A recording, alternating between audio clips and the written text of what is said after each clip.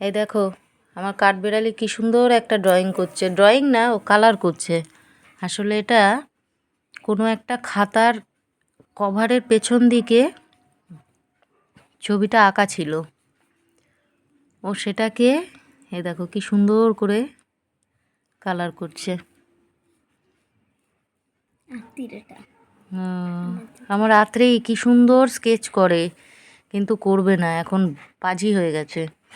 আর আমার আরাধ্যা কালার করতে খুব ভালোবাসে।